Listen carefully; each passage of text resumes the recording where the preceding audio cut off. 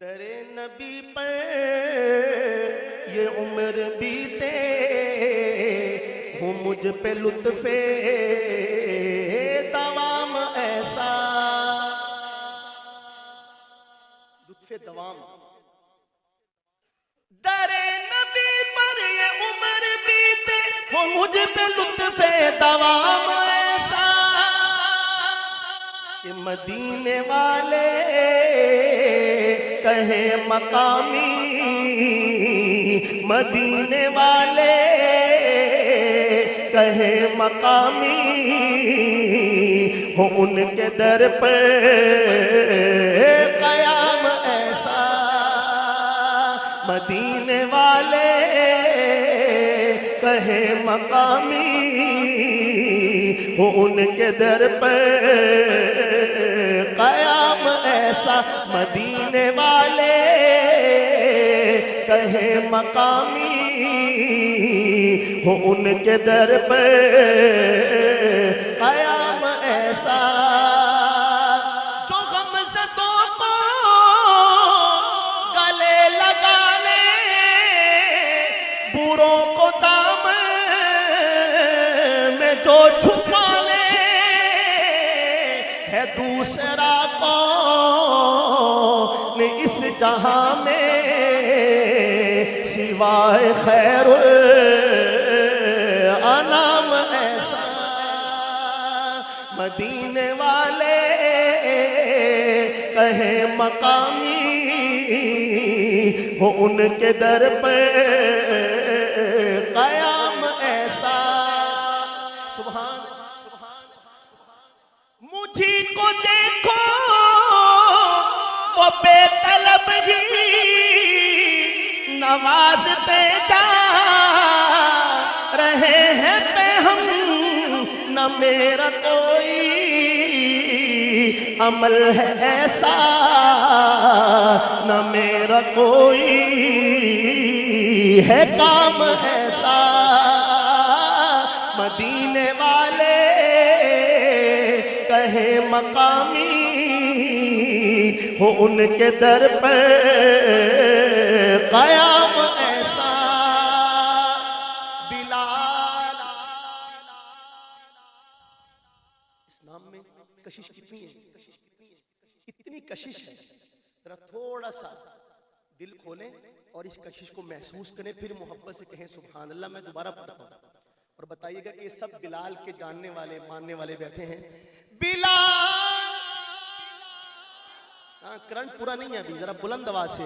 बिलाल तुझ पर निसार जाऊं कि खुद नबी ने तुझे बुलाया।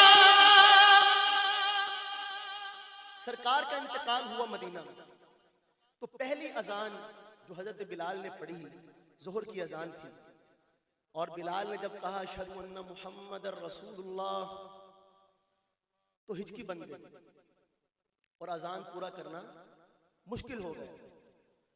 तो हजरत सैयदना सिद्दीक अकबर की बारगाह में हाजिर हुए और अर्ज किया कि हजरत मुझे यहां से जाने की इजाजत है, मैं सरकार की जुदाई को बर्दाश्त।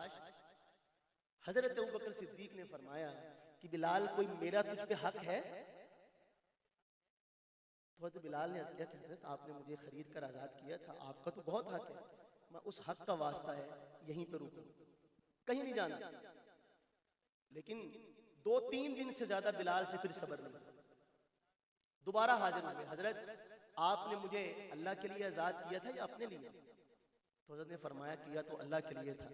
कहा कि फिर बस मुझे जाने दो। बिलाल यहां से चले गए दिमश्क। 3-4 महीने गुजरे तो सरकार ने ख्वाब में हजरत बिलाल से फरमाया कि बिलाल ये कैसी बेवफाई है, तुम तो कभी मिलने भी नहीं आते।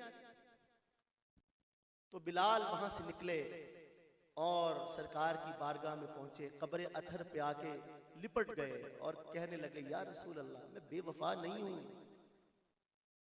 मैं बेवफा नहीं हूं। बार बार एक जुमला, मैं बेवफा नहीं हूं, आपकी जुदाई बर्दाश्त नहीं।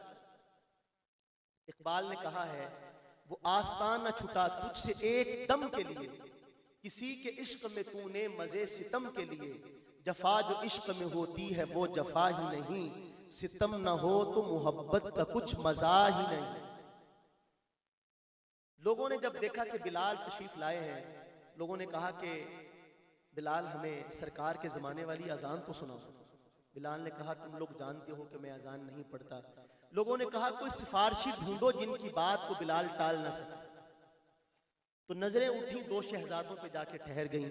एक को हसन कहते हैं और एक को, इन दोनों ने जब सिफारिश की तो अब इनकार की गुंजाइश नहीं थी। हजरत बिलाल ने फिर पढ़ी अजान। मर्द, औरतें, बच्चे, बूढ़े, नौजवान रोते हुए घरों से बाहर निकल आए कि मौज़िन रसूल आए हैं, शायद कहीं से रसूल भी आ जाए। उस वाक़े की तरफ शायर ने इशारा किया, लेकिन दूसरा मिसरा मेरे साथ मिलके पढ़ेंगे तो शेर कहा कदा होगा। बिलाल तुझ पर निसार जाऊं कि खुद नबी ने तुझे बुलाया, नसीब हो तो नसीब ऐसा, गुलाम हो तो गुलाम ऐसा। मिलके नसीब हो तो नसीब ऐसा, गुलाम हो तो गुलाम ऐसा, नसीब हो तो नसीब ऐसा, गुलाम हो तो गुलाम ऐसा। है जितने अकलो खिरत के दावे सब उनकी कर दे, सफर में गुम है कोई भी अब तक समझ न पाया है मुस्तफा का मकाम ऐसा। सुभान अल्लाह।